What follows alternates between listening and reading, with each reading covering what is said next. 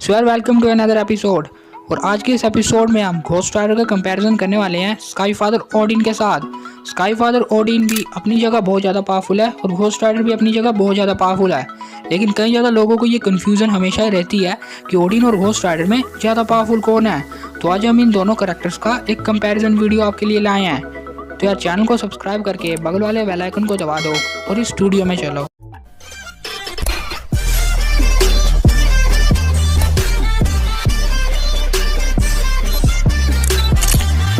यार सबसे पहले बात करते हैं इनकी कुछ पावर्स की, ताकि इनका कंपैरिजन करने में हमें आसानी हो। शुरुआत करते हैं स्काई फादर ओडिन से।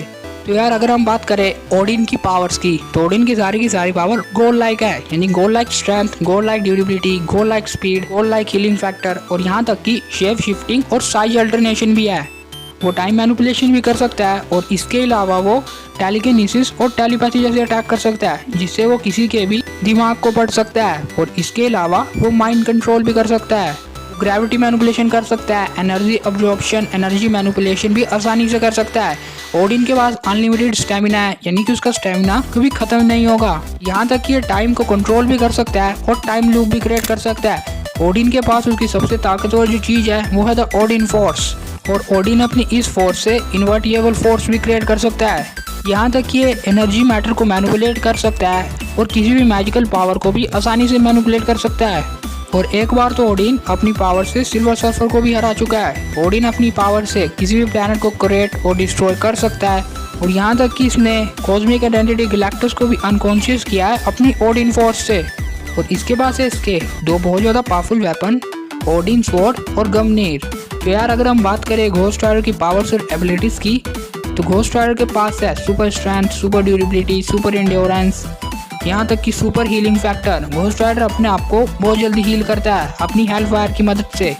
घोस्ट राइडर एक ऐसा बीइंग है जिसके पास पेन एंड स्टेयर की एबिलिटी है, जिस एबिलिटी से ये किसी भी बुरे इंसान की आंखों में देख के उसके अंदर के साउल को बर्न कर देता है। घोस्ट राइडर के पास मल्टीपल क्लोन्स जैसे अटैक हैं, जिससे ये अपने मल्टीपल क्लोन्स बना सकता है, और वो क्लोन्स भी इसी के जितने पावरफुल होते हैं। ये टाइम स्पेस को बैन कर सकता है और कॉमिक्स में ये स्पीड ऑफ लाइट से ट्रैवल करता है। घोस्ट राइडर एक ऐसा बीइंग है जो अपने साइज को छोटा या बड़ा कर सकता है। साइज अल्टरनेशन और शेप शिफ्टिंग जैसी पावर्स भी इसके पास है।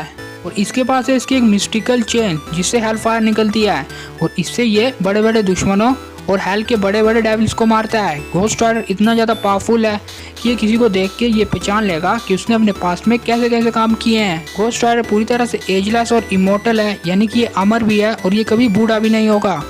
इसके पास कमाल का वेपन कंट्रोल है, वेपन में पूरी तरह मास्टर हासिल इसने की हुई है। और इसके अलावा घोस्ट राइडर जिस भी चीज़ में बैठता है वो चीज़ इसी के काबू में आ जाती है। और इसके पास है अनलिमिटेड एंडलेस हेल फायर। इसकी हेल फायर अनलिमिटेड है और कभी बुझती नहीं है। पानी और बर्फ से भी इसकी हेल फायर कभी नहीं बुझेगी। और इसके अलावा ये पांचों एलिमेंट्स को भी कंट्रोल कर सकता है। घोस्ट राइडर इतना ज़्यादा पावरफुल है कि इसने एक बार हेल के बहुत ज़्यादा बड़े रूलर लूसीफर को मार दिया था। इसने अवेंजर्स की पूरी टीम को एक झटके में नॉकआउट किया है। और इसकी सारी की सारी पावर गॉड लाइक है, क्योंकि इसे कंट्रोल करता है हेल का गॉड द लॉर्ड ज़ाराडोस।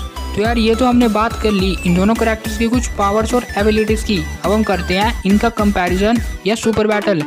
तो यार हम इस बैटल को मूवीज़ की बेसिस में नहीं करने वाले हैं, क्योंकि मूवीज़ में ना ही हमें ओडिन की ओरिजिनल पावर देखने को मिली है और ना ही घोस्ट राइडर का original Zarathos control ghost rider version देखने को मिला है। तो सीधा हम कॉमिक के बेसिस में कंपैरिजन करते हैं। तो यहाँ पे घोस्ट राइडर 2 पॉइंट में ज़्यादा आगे लग रहा है। पहला पॉइंट ये है कि ओडिन को अपनी ओडिन फोर्स को फिर से चार्ज करने के लिए ओडिन स्लीप की ज़रूरत पड़ती है, लेकिन घोस्ट राइडर अपने आप को कभी भी चार्ज कर सकता है 1 या 2 सेकंड के अंदर ही। तो दूसरा पॉइंट ये है कि ओडिन इमोर्टल यानी अमर नहीं है, लेकिन ज़ाराडोस घोस्ट राइडर पूरी तरह से अमर है। उसे वन अबव ऑल के बिना और कोई नहीं मार सकता। और हाँ, यहाँ पे मैं आप सब लोगों का डाउट क्लियर कर दूँ, क्योंकि मैक्सिमम लोग ये बोलते हैं कि घोस्ट राइडर को उससे ज़्यादा पावरफुल बीइंग आसानी से हरा देंगे, लेकिन ऐसा कुछ भी नहीं है। घोस्ट राइडर को बस वन अबव ऑल ही मार सकते हैं। हाँ, घोस्ट राइडर को वो हरा तो सकते हैं जो बीइंग उससे ज़्यादा पावरफुल है, लेकिन मार नहीं सकते हैं, और मारने और हराने में अंतर बहुत ज़्यादा होता है। और घोस्ट राइडर को यहाँ तक कि वन विलो ऑल भी नहीं मार सकते हैं, क्योंकि कुछ लोग ये मानते हैं कि अगर वन विलो ऑल की पावर एकदम इक्वल और अपोजिट है वन अबव ऑल से, तो वो आसानी से घोस्ट राइडर को मार देगा, लेकिन ऐसा कुछ भी नहीं है। घोस्ट राइडर को वो हरा सकता है आसानी से, लेकिन मार नहीं सकता है। इसीलिए जो घोस्ट राइडर से ज़्यादा पावरफुल लेवल के बीइंग है वो उसे बस हरा सकते हैं लेकिन मार नहीं सकते हैं। मार उसे सिर्फ वन अबव ऑल ही सकते हैं। और यहाँ तक कि घोस्ट राइडर के पास एक ऐसी एबिलिटी भी है जिससे ये मरे हुए को जिंदा भी कर सकता है। तो यार यहाँ पे साफ साफ ये मैच का रिजल्ट दिख रहा है कि घोस्ट राइडर ज़रादोस आसानी से ओडिन को हरा देगा, क्योंकि ओडिन अमर नहीं है और घोस्ट राइडर पूरी तरह से अमर यानी इमोर्टल है। तो इसलिए यहाँ पे मेरा वोट तो घोस्ट राइडर ज़रादोस के साथ है। लेकिन यहाँ पे मेरा ओपिनियन जरूरी नहीं रखता है जितना ऑडियंस यानी आपका ओपिनियन जरूर रखता है। तो यार आप अपना ओपिनियन हमें कमेंट में जरूर शेयर करना कि आपको क्या लगता है कि दोनों में से ज़्यादा पावरफुल कौन है। और वीडियो देखने से भी पसंद आई हो तो इसे एक लाइक कर देना, इस वीडियो को खुल के शेयर कर देना, कमेंट में अपने फेवरेट हीरो का नाम लिखना मत भूलना। और भी ऐसे इंटरेस्टिंग वीडियोस को देखने के लिए सब्सक्राइब करें सुपर हीरो स्टूडियोज को और इस बेल आइकन को दबाएं ताकि आपको हमारी वीडियोस की नोटिफिकेशन सही टाइम पे मिल सके। तो मिलेंगे हम अपने किसी फ्रेश एपिसोड में, तब तक के लिए good bye and never forget it's your Super Hero Studios and you all are super heroes 10।